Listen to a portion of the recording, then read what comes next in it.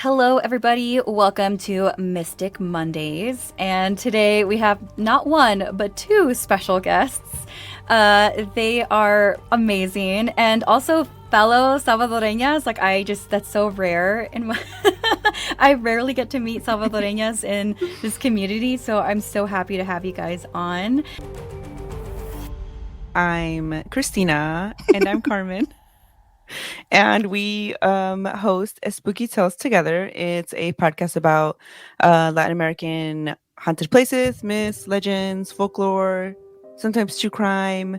Actually, now new episodes also include true crime almost all the time. And Carmen just joined as the official co-host. Before she was the unofficial co-host. So right. yeah. That's amazing.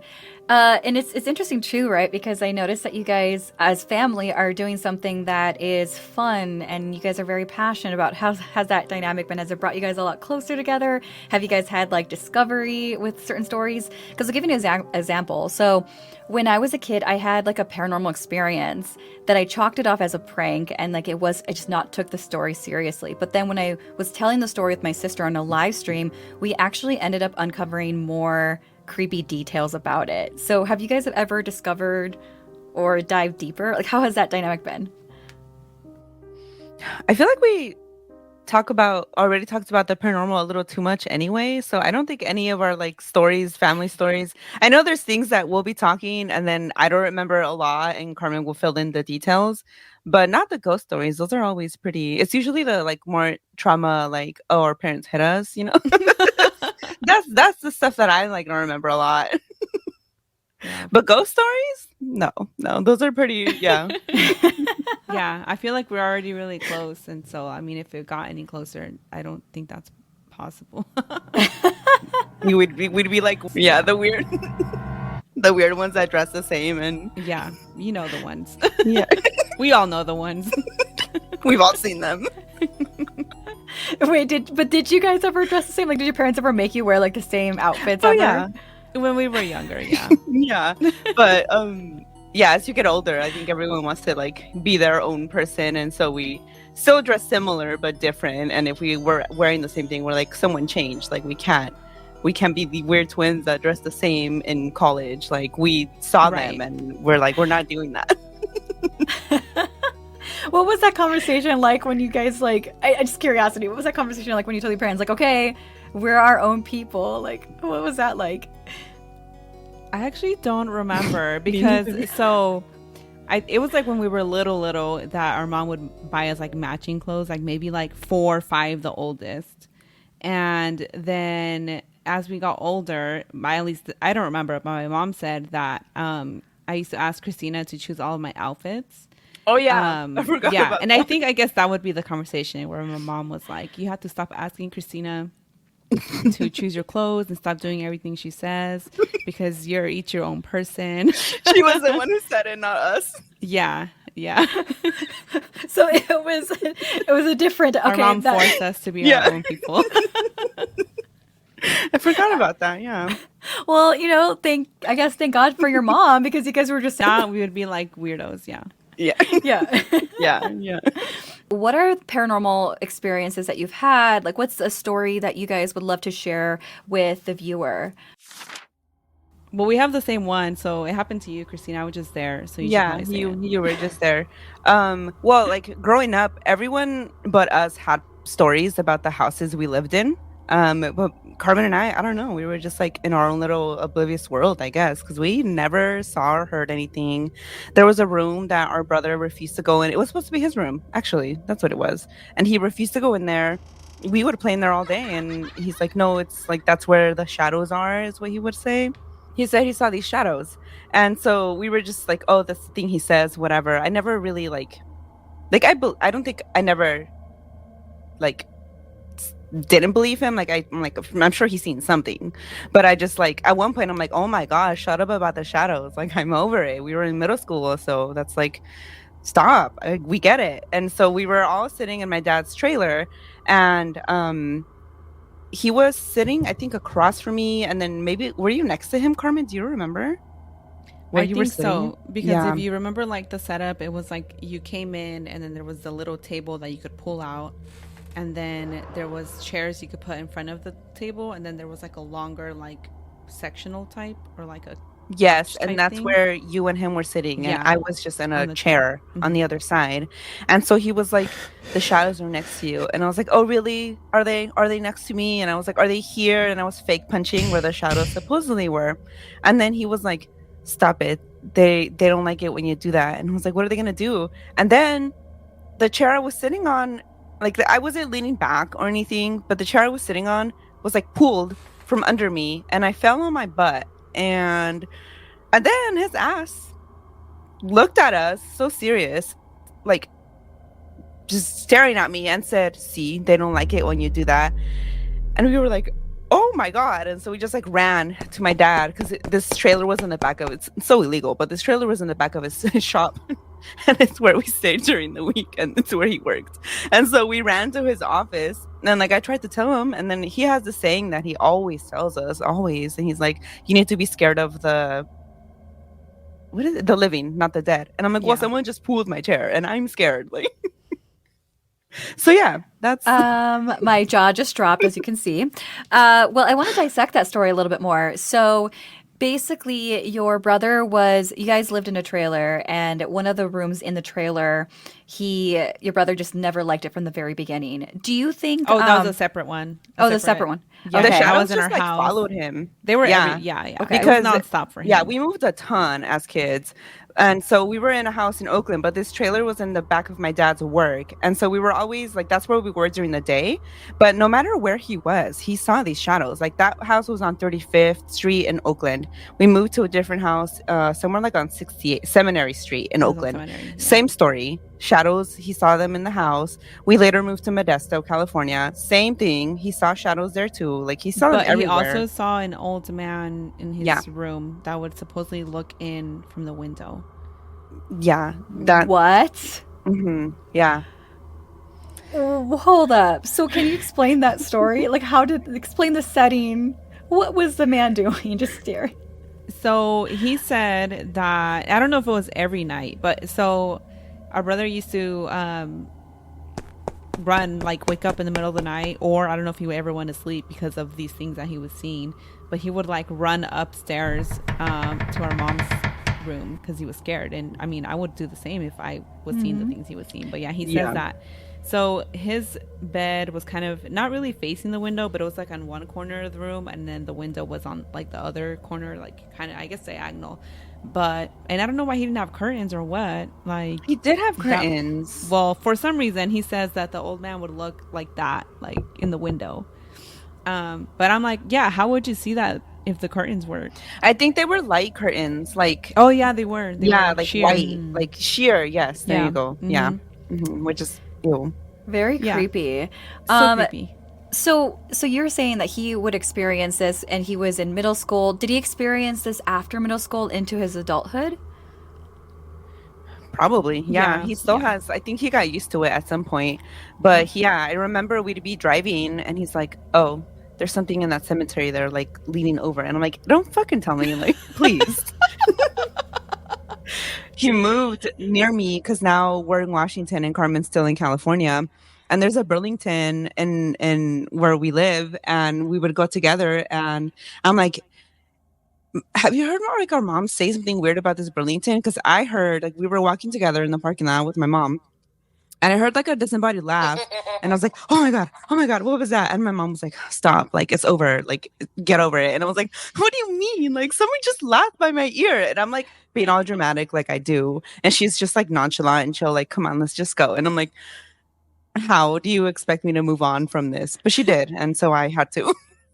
And so that same Burlington, I told my brother that story, and he was like, "Oh yeah, I've seen a little girl here." And I was like, "Are you kidding me? Are you serious right now?" Because I heard a laugh, like a little giggle, and if I had to guess, like, you know, what was laughing, I would say a little girl, but I didn't like want to think about it more, so I like, you know, blocked it out. And then he said that on a later occasion. I hadn't even told him what we heard, just that I was with my mom and something weird happened, and he was like, "Oh yeah, I can see that because like I feel really nervous in here, and I also saw a little girl." And I was like, "Oh my god." So, yeah. Oh my I hadn't god, that heard is that spooky. part. Yeah. So it sounds to me that your brother is a medium, essentially. He Mhm. definitely does have a knack for speaking to the dead. Do you guys ever feel like that transferred over to you guys? Like, do you ever feel like you've had any moments where you've received downloads? No, I don't think so. Other than the time my chair got pulled because of him, I think Oh, I well, would you blame know him. what? Uh-huh. What about, so we don't remember this because we were little, but our mom says Oh, that, yeah. well, we were like two probably, right? Two or three. Mm-hmm. And she was showing us pictures of her family in Mexico. And she got to the picture of our great grandfather, who we call Mi Velo. And we were like, oh, he visited us last night. And she's like, what? Oh, also, he had just passed away. Um, Let me start with that. Sorry, Mi Velo, I forgot the most important part. um, so, yeah, she said that we were like, oh, he just visited us last night. And that we told her that he came down like in a cloud type thing from like the ceiling.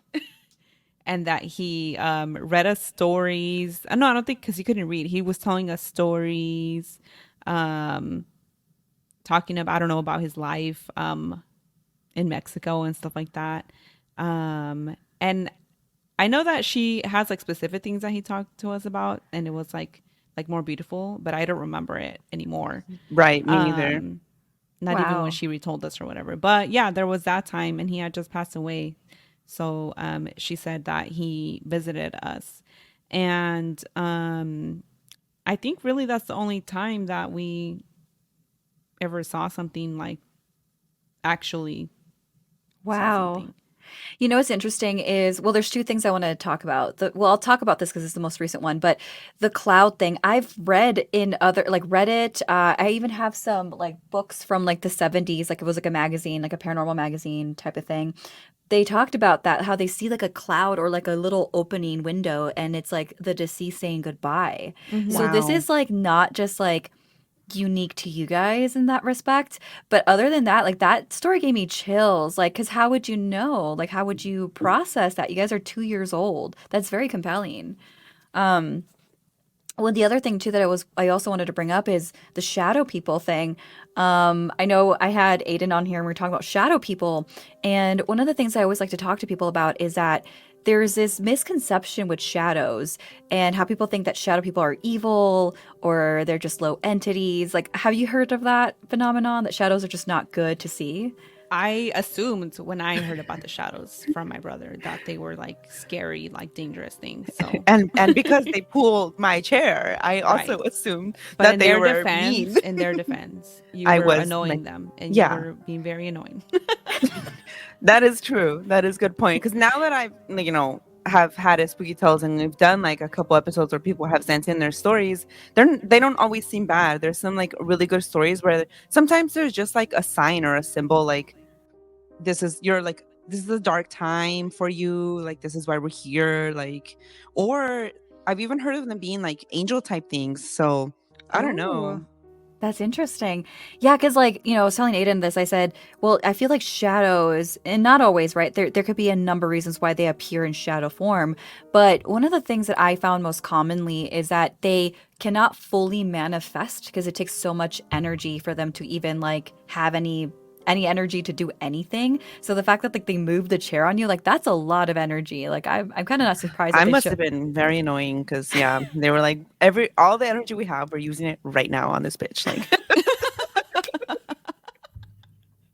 Yeah, that's what I'm saying. So like that's probably why they showed up as like a shadow, but also to your brother, if he kept seeing them wherever he went, like I am almost thinking that it's just that he saw spirits wherever he went. He just hadn't fully developed like the third eye ability to see the spirit in full apparition. There's a story about like the one that I'm always sharing because this one just struck to me. It was about the Hill House and how this these two people went to the Hill House in Texas, and one person saw a younger version of that spirit, while the other person saw an older version of that spirit. But wow. like, the same hair, what they were wearing, and everything. And I'm like, eerie, but just age difference. And so that, Yeah.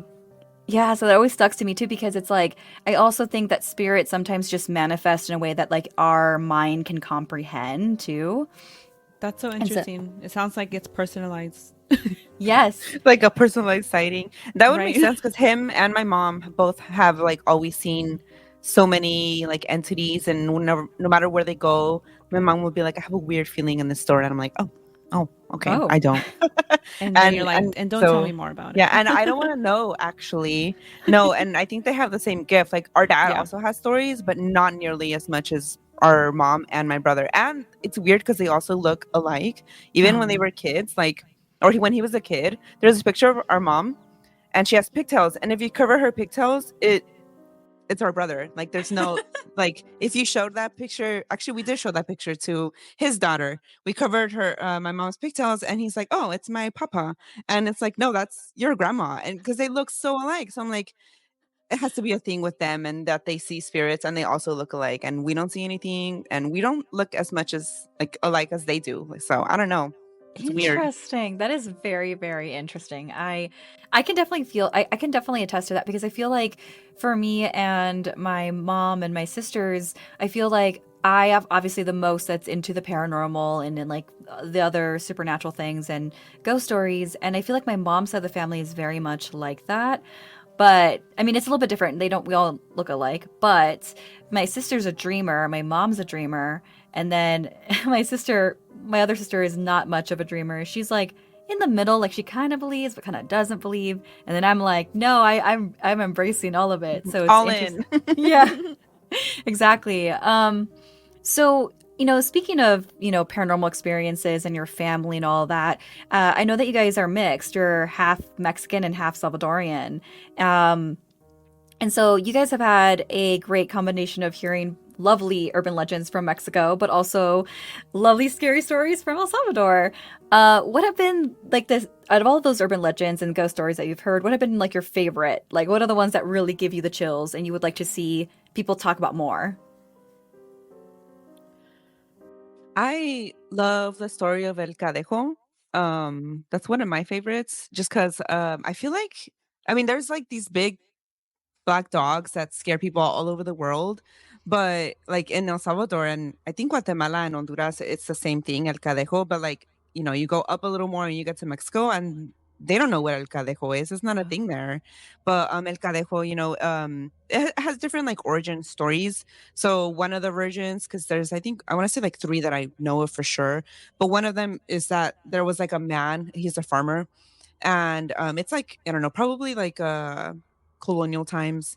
And this man is a farmer. He goes to work every day. He comes back, and every time he is on his way back, he sees a white dog, and it's just sitting there, like watching or guarding. And he's like, "That's so weird because this dog wasn't there before." And so he passes by it like a week, and then on the last day of that week, the dog turns to him and looks at him and says something like, "I've come here. I've been sent from God to like protect you."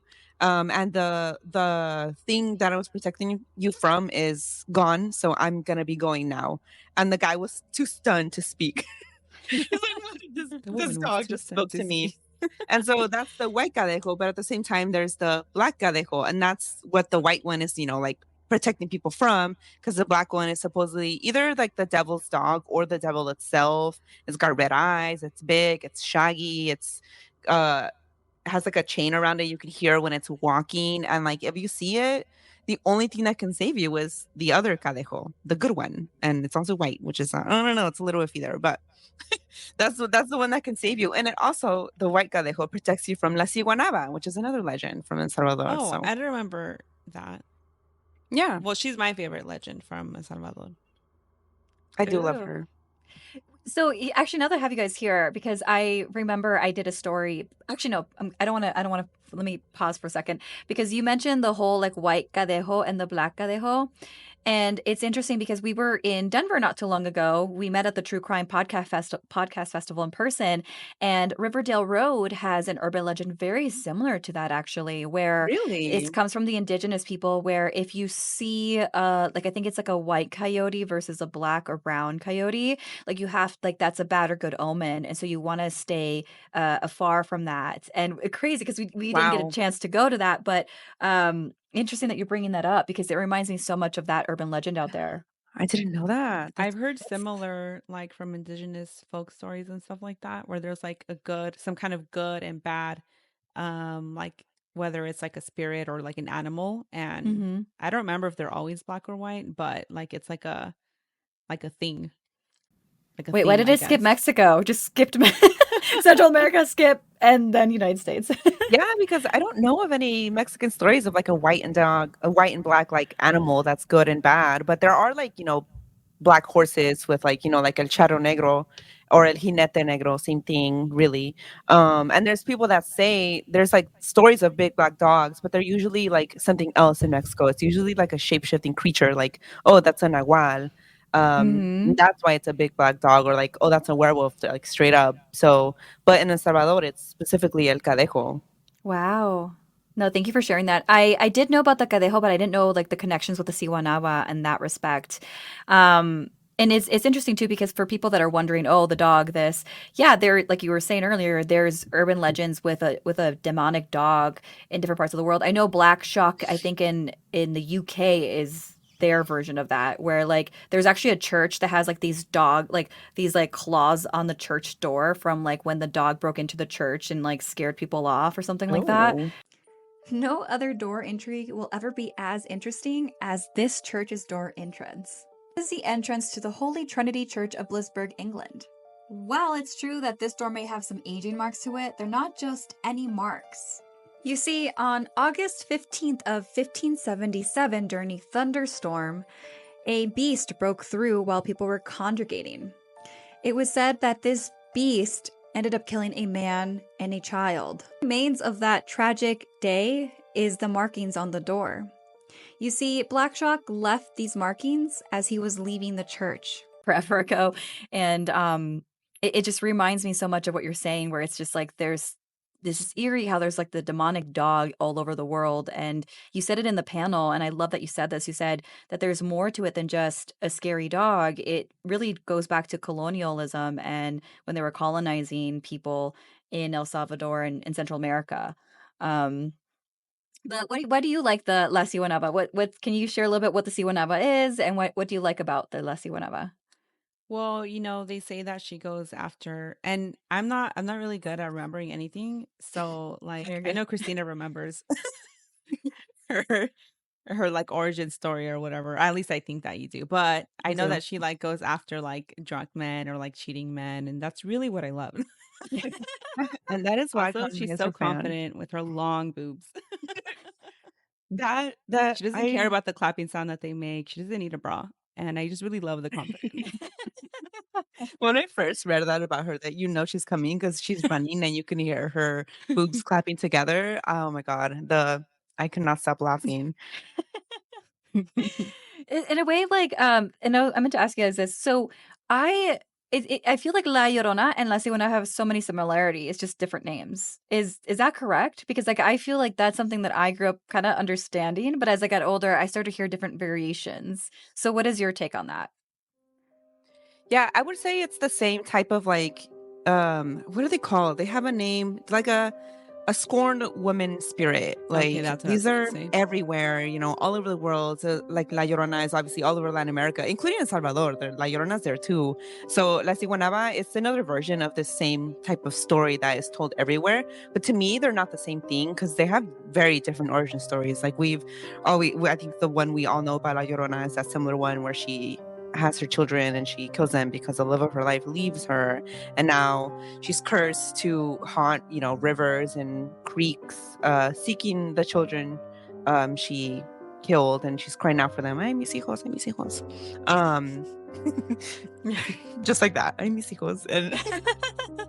And La Ciguanaba, on the other hand, there's a couple different versions, but like the most common one is that this is again before colonial times, and there's also like stories that she was made up by the Spanish, but the story is that she was a woman named Sibawet, which means beautiful woman in Nahua, and she was married to the prince Yesun, and Yesun is the son of the god Tlaloc, which I don't remember what he's the god of right now. Rain, maybe, could be wrong, but So that's who she's with. Yesun leaves for war, and for some reason, Siva Wed, like she's not happy with that. She needs more. She wants to be like queen or princess or ruler by herself. So she makes this plan to kill Yesun. She goes to a witch, and she gets some potion to kill Yesun when he comes back from war.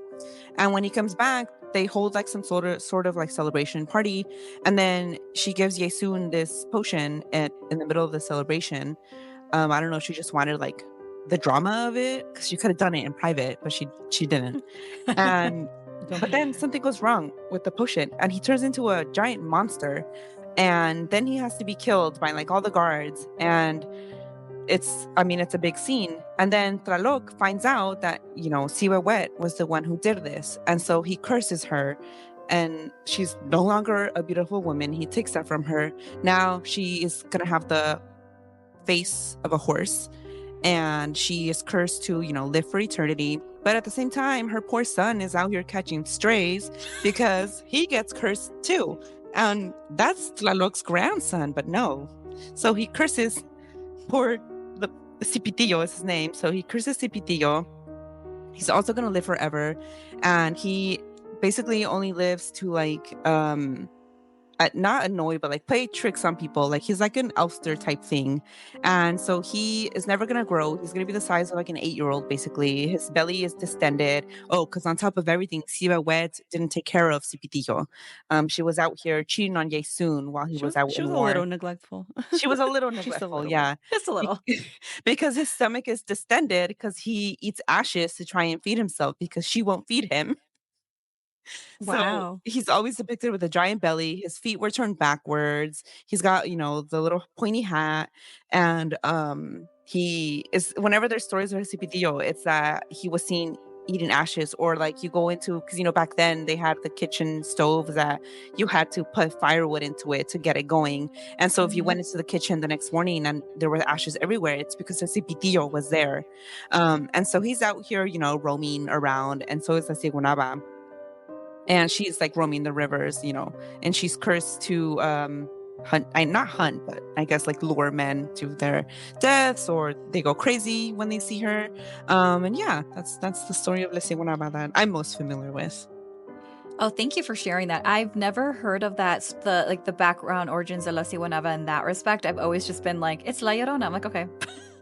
So I appreciate that in detail. I mean, I know for when I was narrating over for Something Scary, we did cover a few of La Siwanava stories, but not to this extent. So I do appreciate you sharing that, because I think that's the beauty of these lores, is that there's so much more, and if you dive deeper, it just keeps going and going, and people have slight different versions of it, but you'll find the similarities too at the same time. Doesn't matter where you're from in terms of Central America. And I always say that every time I would share these stories, I'm like, you might have heard this version, but I heard this version, so I'm just going to share my version. Right, yeah, because in Guatemala, she's also known as La Segua, or I don't remember if that's Honduras, but it's the same thing, and their origin story is a little bit different, but they look the same, a horse-faced woman. And I believe that Yucatan also has a story of like a horse-faced woman, but she has a different name too, and a completely different like origin story. Wow, that's interesting. And when you're talking about the Cipitillo, my grandfather claims, allegedly, that he saw it when he was a little boy. So I was like, okay. Always grandfathers. Yeah. It's always the grandfathers.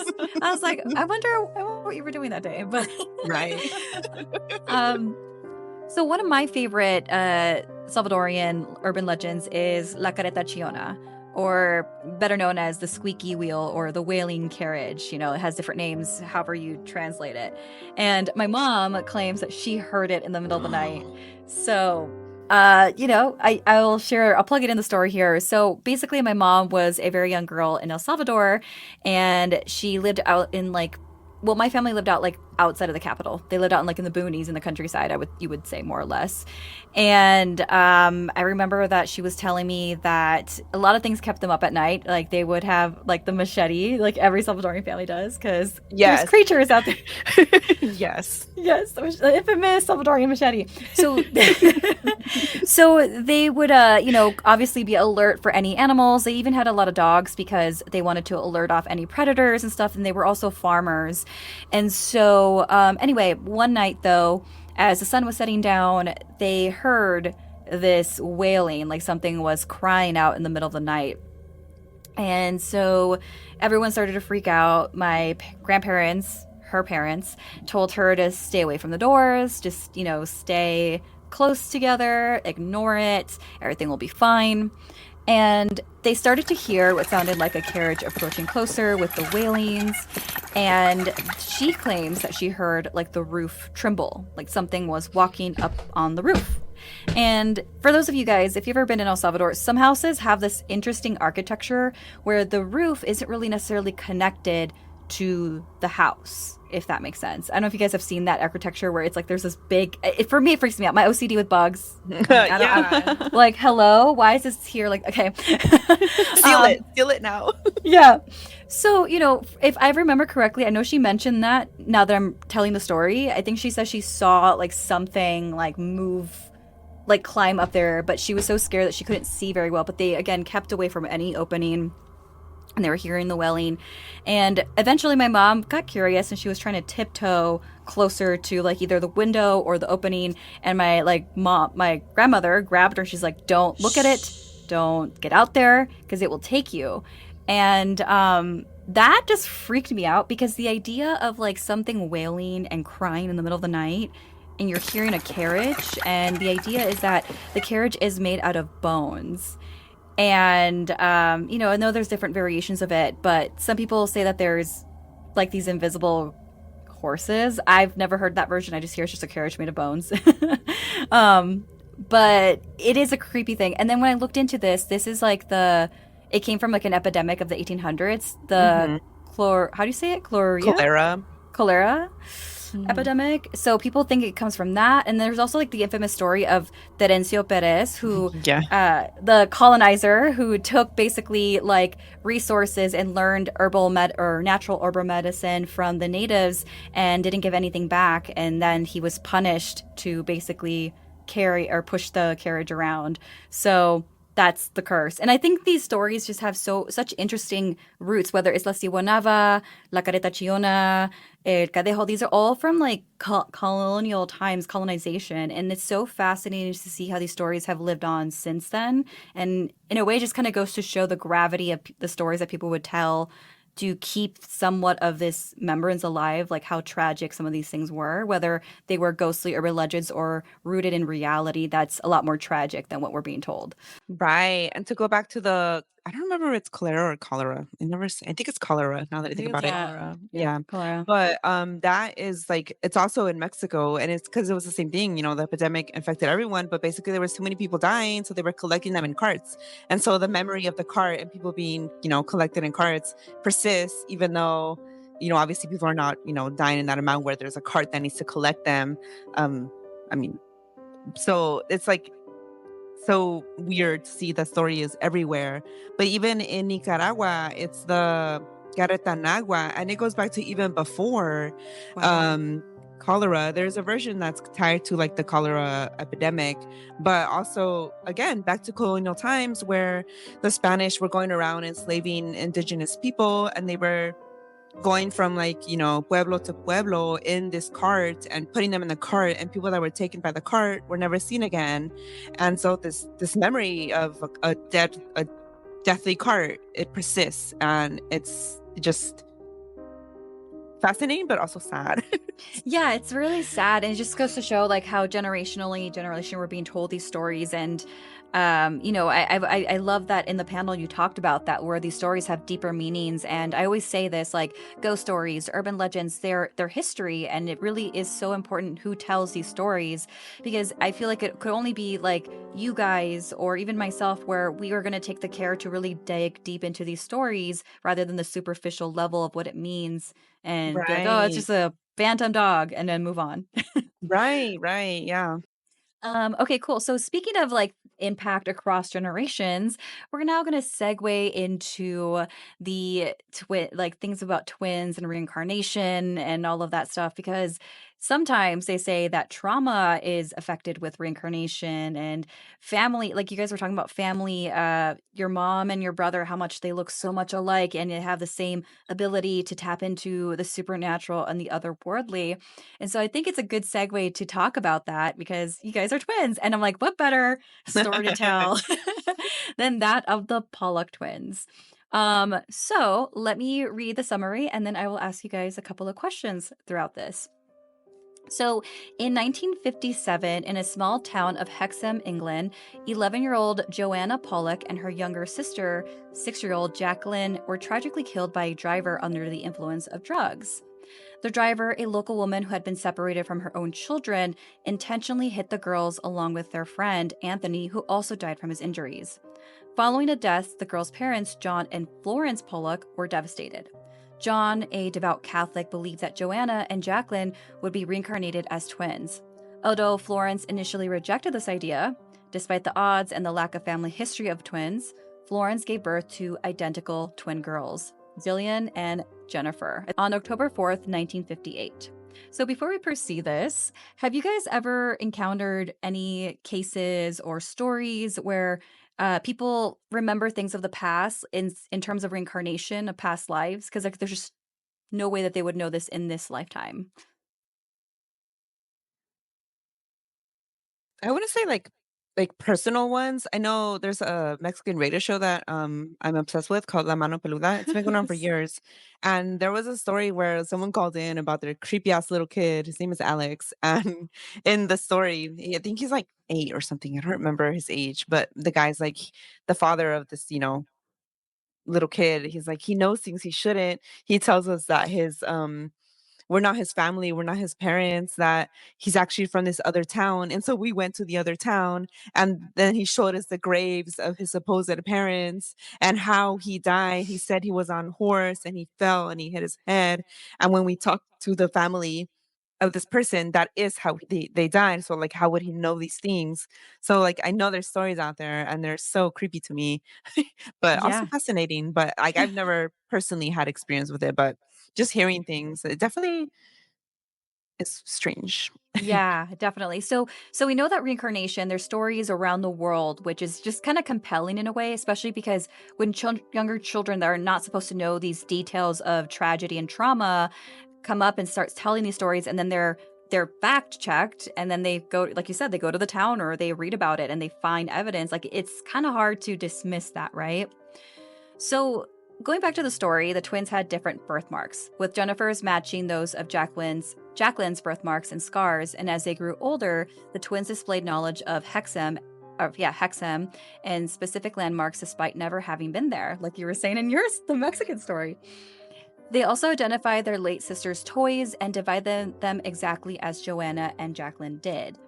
So, with that being said, have you ever heard of this phenomenon where people die and then they have a birthmark? Like, I've done readings for people in the past, and I will point at a birthmark, and I'm like, so I think recently it was this client of mine. I said, so I'm picking up on your past life, and I was talking about some of the things, and I said, so I think. I noticed that you have a mole here. I think that you were shot through the chest because we're going through all these details.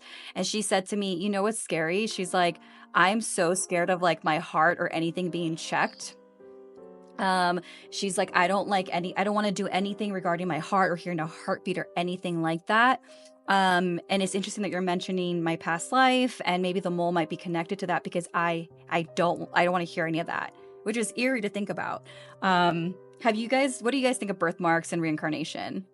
That's super interesting. I definitely think like it's possible, but I also think it's a way old way of people to find comfort in Mm-hmm. death because it's scary. Like we don't know what happens, right?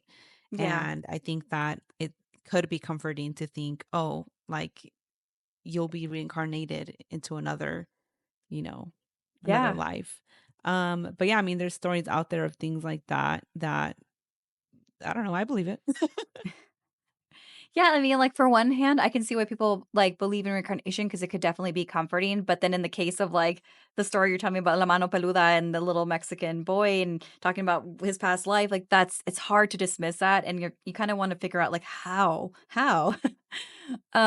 Okay. So the twins exhibited behaviors and preferences similar to their deceased sisters. Florence overheard them talking about the car accident in detail, which eventually convinced her of the possibility of reincarnation. The twins also had recurring nightmares about being hit by a car and showed a strong fear of cars. As they aged, the twins' memories of their past lives faded. However, Jillian later recalled visions of a place she had never visited but matched the home where Joanna had lived. So I know there's a couple questions here, but I don't want to be repetitive with this. But do you think that with this case, that perhaps maybe like they were just picking up on the death of their past sisters through their parents, or do you think that maybe like because there's this thing where they recently talked about how families and people that share DNA, like memories can be passed down. I don't know to this extent, but like personality, we know that personality is molded by DNA, but also environment. What are your thoughts on that? Like whether like past life and memories? With these twins, because I've read about it or listened to a few podcasts about it too, but I do feel like part of it was informed by their parents. Like they surely they probably heard the story of the twins' death because something so traumatic. These things are repeated, even if you don't mean to. I think they're gonna come out. So I do think part of it is that they probably heard some of it, but I think at the same time there was also things that just couldn't be not everything could be explained by like, oh, they heard it, or this or this, because they were like quite young.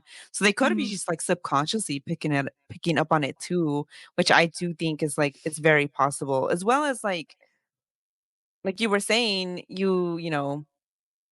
hear stories or like temperaments of someone like, oh, my great grandma was so moody and she's just like my brother, or things like that, like for a specific example. Cause yeah.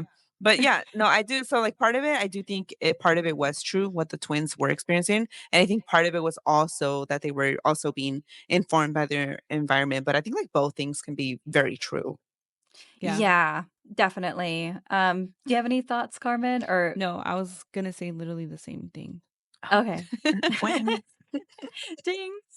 No, yeah, I think I find the whole twin thing very interesting. And, like to end it off, of course, it did say that the Pollock twins is a very co- compelling, but you're right. Like people do think that perhaps, the memories were probably influenced by older brothers or other external factors. I do think it's really compelling that, they had birthmarks and they also knew about like the houses that one of the Yeah. sisters lived in. Like, I think that's kind of interesting. But I definitely could see my skepticism side also pull in here, and I'm like, no, I do think that family could have influenced that. But to your point, like the Mano Peluda, I want to give a shout out to them real quick because I love that podcast too. It's so good. It's all in Spanish, but it's really good. And they do have some really good stories like the one that you just shared. Now, not too long ago, I'm going to put it in post, but I do have a book where this guy, he was an academic. All right, so the person that was pointing out here was Ian Stevenson, and the book that I was also referring to is Reincarnation: A New Horizon in Science, Religion, and Society by Sylvia Cranston and Carrie Williams. Now, he was the director, he was a chairman at the University of Virginia School of Medicine, and he was a professor at the University of Virginia School of Medicine for 50 years. So that's a little bit about him. I would really look up his work if you are interested in learning more about reincarnation. And he only studies cases where children, like very young children, where they couldn't possibly know details or things of that nature. Because we can all agree that the older you get, the more you experience life, the more you start to understand, like whether it's aviation, whether it's like working on a cruise ship or being in war, like children don't get that concept. They have a very simplified concept, if that. They can't really comprehend those those things and the gravity of that. So he started studying a lot of children, and would say that anything past that, he was very skeptical about. So he would only like reassess children in those cases, and he wrote down a lot of cases of ones that he felt like, oh my God, how did they know about this home in a different part of the world? Like there was this girl that lived in the UK, but she was having all these recollections of somewhere in Southeast India, and they had to go and like, they went there to fact check things, and apparently they were finding evidence of this village and these people and all these tragedies. So it's like in that case, it's like there's completely different part of the world. How does she how know do you that? explain that? Because again, with these twins, and it's all so close, you can, if you really like try to, you can explain it as well. They're in the same place, it's the same family. It's not generations ago that they're like they were reincarnated. It's literally their siblings that passed away a few years before them. So you could like explain it a little bit, but when it's like things like that, we're across the ocean, different cultures, like they've never read Pre-internet about this. also. Pre-internet, yeah. Mhm. Like that's where it's like this doesn't make sense anymore. Right.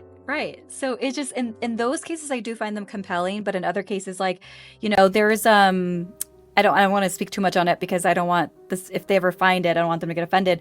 He was claiming that he feels like he's the reincarnation of this historical figure out there. And I did do like a card reading on him, like an oracle card reading. I didn't use tarot, but oracle cards are similar in some aspects. And the cards, I swear to God, I need a slogan. The cards don't lie. But I was like, I kind of got the feeling that he was more in love with the idea of being reincarnated of historical figure rather than really exhibiting anything compelling to me of like, well, what is it that exactly that we don't know that is in history books of this historical figure? And it just felt more romanticized. So I can see also why, like, when people come forward as an adult, like there's that case of this woman who thought she was the reincarnation of Marilyn Monroe, but nothing about her really exhibited anything compelling of Marilyn Monroe and like what exactly she knew that was so different than what's already out there, Right. So I think it's a give and take, right? Like really assessing the stories. But do you guys believe in reincarnation, or like what are your thoughts on it? On a scale 1 through 10, what do you like? Do you believe in reincarnation, or what's on a scale 1 through 10? How much do you believe in it? I'd probably say 7 or 8. Like I do think it's probably possible, especially in cultures where it's like it is their belief, it is their religion. I feel like that's probably where it's the most real. Like what is it, Hinduism? I want to say I think so. Like Buddhism too. Yeah, I think. yeah. And so I want to say if anyone was going to experience it first, it'd be them for sure, not me. But whether, yeah, I do think it's possible because I feel like anything is possible, really. Like I wouldn't, like I always like look at things like, is there another explanation? But if there isn't, and if it's like yeah, it's possible. I think it for sure is possible. I'm looking it up right now, but there was like this, like it was a book, or no, it was a movie. Oh, I think I found it. And it was on Netflix, and it's called The Unmistaken Child. And it's basically about how they like track down let me just read the summary so I don't sound silly. In Nepal, a vulnerable monk dies, and one of his disciples, a youthful monk named Tenzin, searches for his master's reincarnation. So it's like this whole process on how they find the reincarnation of like the monks and like higher figures in their culture and belief system. And that was really fascinating. So I would definitely recommend people to watch it if they can. I don't think it's on Netflix anymore. It says here that's on Prime Video, so you could probably search for it there. And I'll probably plug it in the description. But nonetheless, to me, it was so interesting because like they have a whole map and they go in and do a series of testing with younger children. And I'm like, dang, that is very fascinating. So I don't know. I mean, yeah. My question for you, Carmen, on a scale 1 through 10, how much do you believe in reincarnation? I feel like I would say like maybe like 6 out of 10. 7, 6, 7, 6.75. Okay. I said 7 or 8. I knew you were going to be a little lower though. Yeah. Would you be open to the possibility of ever doing like a past life regression and seeing if you guys were connected in a past life? Or could you see that being I a possibility? would. I would I be would. down. Yeah. Yeah. And you know what? It made me think when you were talking about your client that kept having, I don't know if you said she was having nightmares of being shot or that you saw that and then she connected it to being scared of like having Yeah. yeah. It made me think of like I have it's sort of a recurring nightmare, but it maybe happens like once every like few years of me being stabbed in my back or shot in my back. Yeah. Oh, Mm-hmm. I don't remember you ever telling me this, Carmen. Yeah, I told you that I Oh, I had forgot. the one I remember the most. I know you forgot. Is Yeah. the one is we used to live in this house that it was 2 floors, but it had like a half, like in the middle it was like a little half floor and there was like a half bathroom and it was like Oh, a those have platform. names. Those type of They entrances. do, but I don't remember remember anything Yeah. about like, Basically, you open the house door and it's a little platform, and then the stairs go up or down. split. Yeah. Yeah. Yeah. And so that's the house that we used to live in. That is when I have this dream, that's where it's set. And it's Christmas time and it's terrible, honestly. This Christmas caroler dressed up as Santa comes to the door and he like starts singing, but I could tell it was something was off right away. And then like I start screaming, but my voice is gone and I can't scream. And I turn around and he either like stabs me in the back and then I like start like crawling up the stairs, or he like shoots me and then I try warning the rest of the family that's in the house, but my voice doesn't work. And that's like a recurring nightmare that I have once every few years. That's horrifying. Yeah, it is. I wake up in like full blown like sweats. Wow. Like drenched. Yeah. You know what's interesting about that is that I feel like when you were telling that story, it kind of parallels to my experience where I kept having the recurring dream of like sacrificing myself. And it wasn't until like basically sacrificing my life for someone else, basically. And it just kept happening. I would wake up I would wake up in sweats. I would wake up panicking. It is not a good feeling. And it wasn't until I did a past life regression and I saw my past lives that it stopped. The dream stopped. Oh, So- interesting. Yeah. So like I finally understood a little bit better as to why I kept having these like reoccurring dreams. And it was connected with like a couple of past lives of me, like either basically being framed and then being killed, or me like giving up my freedom for my family. Wow. So yeah, it's interesting. So it sounds to me that there's something within your inner self that is trying to tell you of that. So I guess that was also that's the message, maybe, is that you need to do the past life thing. I feel it very strongly with you guys. I feel it very strongly with you guys. Even when I met you guys, I was like, oh, okay, so you guys definitely have known each other for a while. And I feel like one of you like is more like not masculine and like physically, but energetically wise. Like you think more on this like logical, grounded masculine side, and the other one is not. So it almost makes me think that you guys were either like, I guess I'm reading you guys. Sorry. No, this is exciting. So it's like it feels like even like a marriage. I was gonna say, were we lovers? Oh my god. Yeah. Carmen. Which is why like you guys are very like, one is like, Christina, you're more like out there and bubblier, and then Carmen's more grounded. It's very much a parallel of like the feminine and masculine energy, like a yin and the yang. Like I don't mean it physically, I mean it more like just the way you guys like logically and emotionally. No, that's very accurate. Yeah. Yeah, I feel it very deeply. So anyway, I just wanted to give you guys that. I think if you did a past life, it would definitely, you guys would learn more about that. We should do it, Carmen. Yeah, I'm Cool. Well, I know we're almost at time, so I wanted to ask you guys, what do you guys have planned for the next future that the viewers can look out for and check your workout? Oh man, I feel like we have so many plans and so little time. We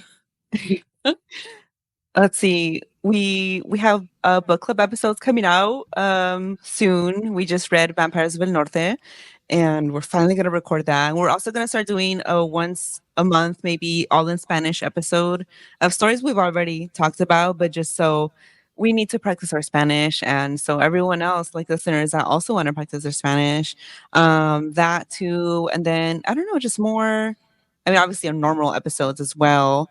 Yeah, I don't know what else. You want to add anything else, Carmen? I don't think so. Awesome. Well, where can people find you guys? At Espooky Tales, so spooky but with like an E in front of it, like Espooky, like when you say I'm scared or I want some Sprite, so like that. So Espooky Tales, everywhere really. Our website, that's what it is, just spookytales.com. TikTok, Instagram, it's the ones I use the most. Threads, I started using a little more, but I don't know how. It's weird. Threads is weird, but yes, it is. Yeah, it's been going surprisingly well. I don't know why, but we're at Spooky Tales everywhere. And then we also have a history podcast, I guess I could mention. It's called Historias Unknown, where we just talk about like Latin American history. Although I will add that it's a little like, so some people use the word bias. I don't personally, but it's a little left leaning, you could say. One could say. So if that's not your jam, then don't listen. And don't tell us that's not your jam. We don't want to hear it. We've already seen too many 1-star reviews. Oh no. I'll have to go on there and give you guys a 5-star review. Thank you. Well, awesome. Thank you guys so much for being on the podcast. We covered a lot of fun stuff, and I will have to have you guys come back on because I feel like we could definitely dive into other things as well. So remember, everybody, stay strange. We did our best.